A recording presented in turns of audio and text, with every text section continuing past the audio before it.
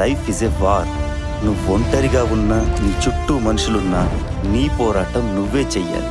ఆ పోరాటంలో నారాం గెలుస్తాడని నాకు నమ్మకం ఉంది. గెలుస్తావు కదా? గెలుస్తానా? నీకోసం, నీ ప్రేమ కోసం నేను ఏదైనా చేస్తాను. ఏంట్రా ఒక్కదానికేనా? రేపు పెళ్ళయ్యాకేం చేస్తావు? మధ్యలో ఈ బ్రేకప్లు ప్యాచప్లు మనతో కాదురా బాయ్. ఏం ఫీల్ దా చెప్పినాడు సిస్టర్. ఫీల్ దా ఇంత ఫీల్ దా ఎప్పుడు చెప్పలేదు. నీకు నా ఫీల్ రాలేదా? నాకు దా ఫీలే వచ్చింది. మంతోని కాదురా బాయ్.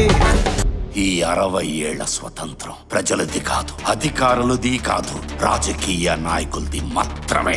మీరు అప్పుడు బానిసలే, ఇప్పుడు బానిసలే, ఎప్పటికీ బానిసలే. తాత, తండ్రి, కొడుకు, కోడలు, మనవడు, మనవరాలు ఆల్రెడీ తట్టబుట్టా సర్దేసుకున్నారు. ఇకపై అయితే రామరాజ్యం లేదంటే ప్రజల రాజ్యం. మధ్యలో ఈ కుటుంబాలు, వారసత్వాలు మనతో కాదు రాబాయ్.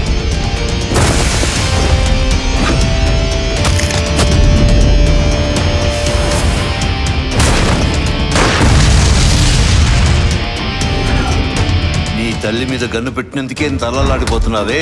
దేశంలో ఎక్కడ పడితే అక్కడ బాంబులు పెట్టారు. ఎంతమంది తల్లులు పిల్లల్ని పోగొట్టుకున్నారు, ఎంతమంది పిల్లలకి తల్లులు లేకుండా పోయారు. దేశాన్ని ప్రేమించడం, ఇస్లాంని పాటించడం ఒక్కటే నమ్మే కోట్లాది మంది ముస్లింస్ లో నేను ఒకటి. మీ హిందుస్థానీ కాఫీలు చెప్పడానికే ఆ దేవుడు మమ్మల్ని పుట్టించారా? ఒకటే దేవుడు, ఒకటే మతం. ఆ దేశంలో పెట్టి కోసం దర్గాకెళ్లే హిందూ తల్లి ఉంది, బుర్కా తీసి రాఖీ కట్టే ముస్లిం చెల్లి ఉంది. సమస్య వాళ్ళ మతానిది కాదు, వాళ్ళ నమ్మకానిది కూడా కాదు. వాళ్ళు ఎవరు చెప్పుడు మాటలు వింటున్నారనేది. వాళ్ళకి కొంత నమ్మకం, ఇంకాస్త ధైర్యం ఇస్తే నీలాంటి లంజా కొడుకుల్ని మీ వాళ్లే పొలంలో కలుపులు పీకినట్టు పీకి పారేస్తారా నా కొడకా?